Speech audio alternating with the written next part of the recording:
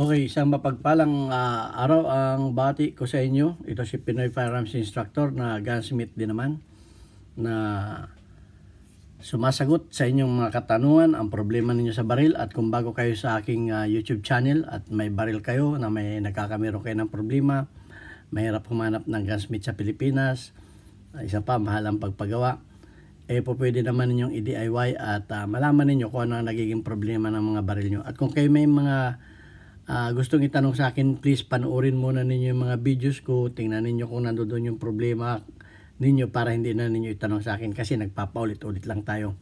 So ang ginagawa ko ngayon, isang tanong, isang sagot na lang para pag hindi ninyo na kasi nakikita sa title, hindi na ninyo pinapanood, hindi ito yun.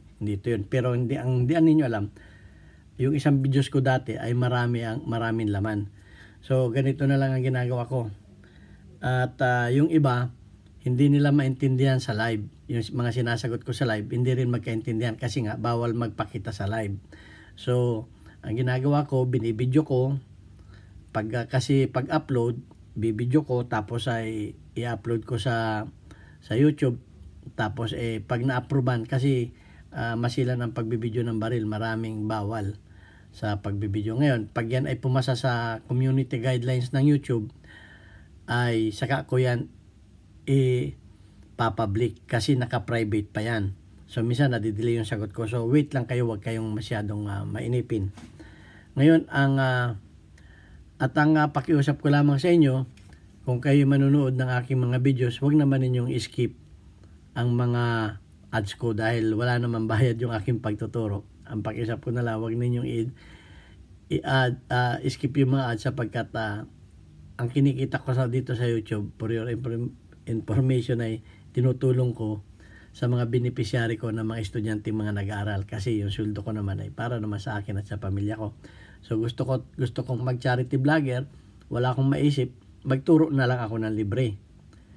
At yung kikitain ko dito, kung may kikitain ako sa YouTube, itinutulong ko rin sa 6 na estudyante na aking tinutulungan. Okay?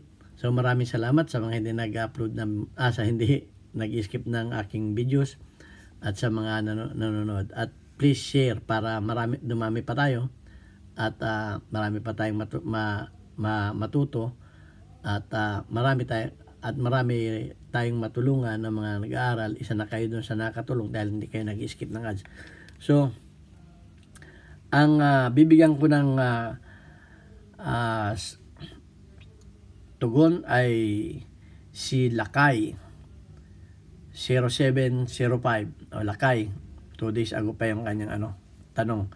Sir, pagputok ng isa o tatlo, kalahati na yung slide niya at hindi na nabalik yung slide, kalahati na lang. Caliber 45. So nag-follow up question ako kung ano ang nagiging problema. So ang nangyayari, ito yung malfunction, ito yung tinatawag natin na batangal. So ganito ang nangyayari doon sa mga baril. At sana nanonood sila kay.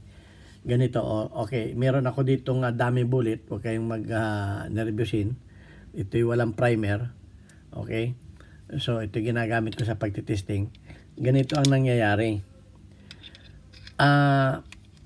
Disclaimer, wala akong 45 caliber pero pareho lang yan at wala rin akong 1911 pero pare-pareho rin lang yan ang problema na yan kahit sa anong baril na nangyari yan.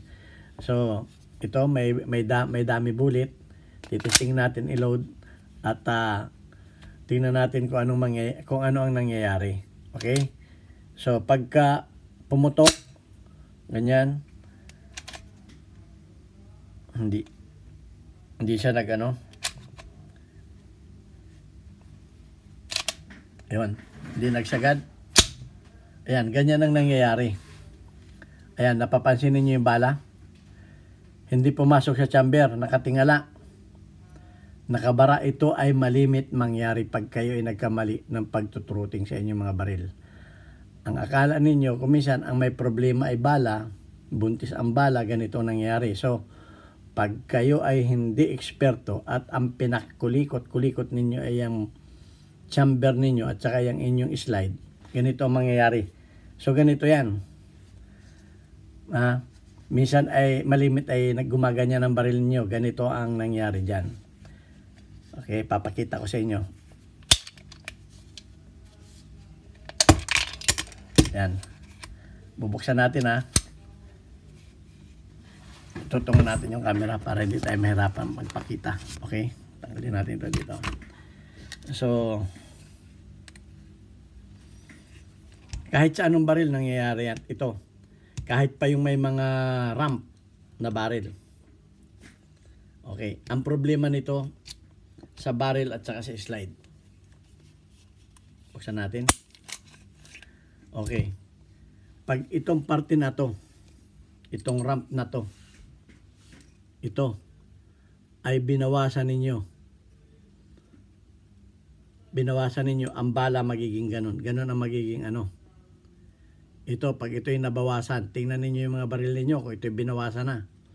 Okay, ang isa pa, yung mga pagtutruting na nasubrahan.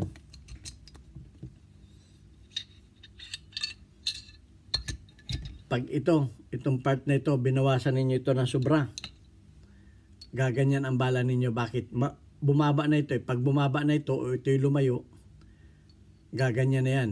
Sa halip na yan ay hindi natutuwid yung bala ninyong ganun. Gaganyan na lang yan.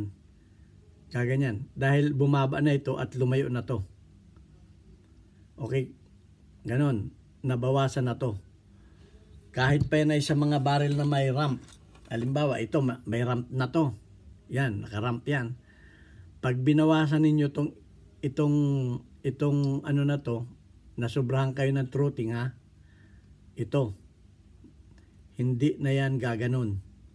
Yan ay gaganyan na lang yan kasi nga lumalim na itong tapat na to. Okay, ano ang ating pruweba? Okay, papakita ko sa inyo ang naging problema nitong baril na ito. Kung bakit nagkakaganon. Ito, nakalagay yan dyan. Ang nangyayari ngayon dyan, ayan kung itutulak ninyo itong baril, yan, umaabanti. So pag umabanti yan, natural lalayo yung ramp, lumalayo yung ramp, may salyada na ganun. Nagtaka ako dito kasi tiningnan ko naman yung ramp, walang bawas. Original, walang bawas. Pero nung sinuri ko ay lumalayo ito. Lumalayo. So nagkakaproblema ito naman. Ang problema naman ito dito sa locking block. Lumuwag na yung locking block niya. Yung spacer niya, lumalayo. Ipapakita ko sa inyo naman itong isa. Mapapansin niyo ito. Parehong baril, parehong modelo. Walang kalog yan. Hindi siya kumakalog kahit itulak. Wala siyang kalog. Ito, walang kalog ito. Nakapermi siya. Kaya kung ito ang titistingin natin,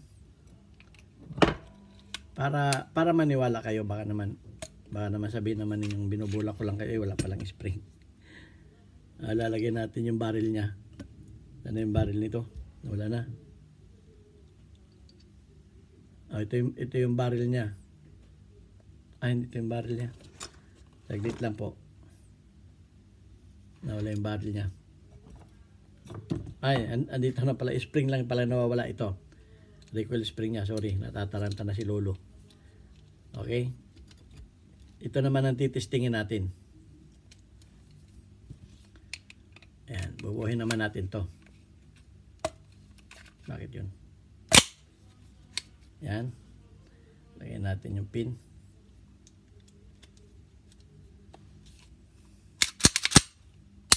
Okay? Ilalagay natin yung ating dummy bullet. Okay? Lagi ninyo, huwag kayong basta-basta maglalagay ng bala. Siguraduhin ng dummy bullet yan. Walang primer. Okay? Ito yung lagi kong ginagamit na pan-testing. Testingin naman natin to. Okay? Suwabing-suwabi. Wala. Suwabing-suwabi. So, Pinakita ko sa inyo itong comparison na ito para malaman ninyo. So, pag lumayo yun, pag lumayo yung barrel ramp, ganun ang mangyayari. So, ang gagawin ninyo,